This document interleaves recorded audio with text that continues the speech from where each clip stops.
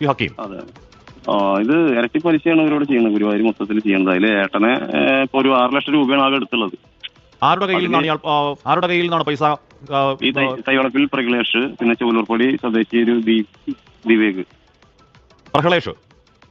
പ്രഗ്ലേഷ് ഗുരുവായൂർ നെമ്മിനി സ്വദേശിയാണ് ഇദ്ദേഹം. ഇവിടെ വലിയ ഫൈനാൻസിന്റെ ആളാണ്. കൊള്ളപ്പലിശയുടെ ആൾക്കാരാണോ രണ്ടുപേരും? അതെ അതെ അതെ, കൊള്ളപ്പലിശ അത് ഇതായിട്ട് മകന്റെ മുന്നിൽ വെച്ചിട്ടും ഭാര്യയുടെ മുന്നിൽ വെച്ചിട്ടും മർദ്ദിക്കുക അടക്കമുണ്ടായിട്ടുണ്ട്. പലിശയിൽ 2000 രൂപ കുറഞ്ഞതിന് സ്ഥലം എഴുതി കൊടുക്കേണ്ട കാര്യം സംസാരിച്ചിട്ട് 8000 രൂപ ഒരു ദിവസം പലിശ തന്നെ കൊടുക്കണം. ആ പലിശ കൊടുത്ത 6000 രൂപ ഉള്ളതെന്ന് പറഞ്ഞപ്പോൾ അസഭ്യം പറഞ്ഞ് മർദ്ദിക്കുകയാണ് ചെയ്തത്, ഭാര്യയുടെയും മകന്റെയും മുന്നിൽ വെച്ചിട്ട്. പിന്നെ ഏട്ടനെ അടുത്ത പലിശക്കാരെ 20% ആള് ഗുരുവായൂർ ദേശ ഹോസ്പിറ്റലിൽ നെഞ്ചുവേദനയെ തുടർന്ന് കാഷ്വാലിറ്റിയിലുള്ളപ്പോഴാണ് വന്നിട്ട് ഭീഷണിപ്പെടുത്തി അവന്റെ കാറിൽ കയറ്റി കൊണ്ടുപോയി മർദ്ദിക്കുക അടക്കമുണ്ടായി.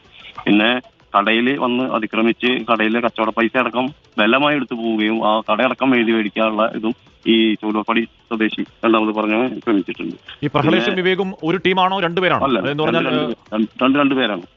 അപ്പൊ ഇവരിൽ എത്ര രൂപ എടുത്തിട്ടുള്ള? 6 ലക്ഷം രൂപ. അതിൽ പ്രഗ്ലേഷന് മാത്രം സ്ഥലത്തിന് ഇവിടെ 20 ലക്ഷം രൂപ വിലയുള്ള സ്ഥലം ഉണ്ടായിരുന്നു. അത് എന്റെ ഏട്ട എഴുതി കൊടുക്കുന്നുണ്ട്, ബലമായി എഴുതി വാങ്ങിച്ചു. അതെ അതെ അതെ, പ്രഗ്ലേഷ് നിശ്ചയിച്ച വിലക്കാണ് അത് ബലമായിട്ട് പ്രഗ്ലേഷ് ഏട്ടന്റെ പേരിൽ ചെക്ക് എഴുതി കൊടുത്ത് ഏട്ടനായിട്ട് ബാങ്കിൽ പോയിട്ട് ഏട്ടനെ കൊണ്ട് മാറ്റിച്ച് അത് പ്രഗ്ലേഷ് അപ്പൊ തന്നെ വാങ്ങിച്ചു പോവുകയാണ് ഉണ്ടായത്. 6 ലക്ഷം രൂപ എടുത്തതിന് എത്രത്തോളം രൂപ അടച്ചിട്ടുണ്ടാവും അറിയുമോ ശ്രീ ഹക്കീം? 40 ലക്ഷം രൂപയോളം സ്വർണം വെച്ച ഇതും ഈ സ്ഥലവും പിന്നെ എല്ലാവരെയും വാങ്ങിയിട്ടുള്ളതൊക്കെ കൂടി 40 ലക്ഷം രൂപയോളം ഈ പ്രഗ്ലേഷും ഈ ചൂലൂർപ്പടി സ്വദേശി ദിവേക് 18 ലക്ഷം രൂപയോളം ദിവേകും കൈപ്പറ്റിയിട്ടുണ്ട്.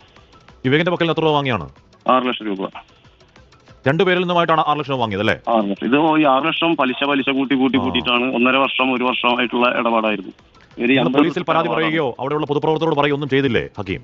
ഉണ്ട്, പക്ഷെ ഇവരോട് മുട്ടാൻ പറ്റിയവര് ഇല്ല. ഭീഷണി ഭയങ്കരമാണ്. എല്ലാവരെയും സ്വാധീനിക്കാനും ഉള്ള കഴിവുള്ള ആൾക്കാരാണ്. ഈ സാധാരണക്കാരനായ ഏട്ടനെ പോലെയുള്ള ആൾക്കാർ ആണ് ഇവരെ ഇരകള്. വലിയ ഗുണ്ടാ സംഘമാണോ ഇവര്?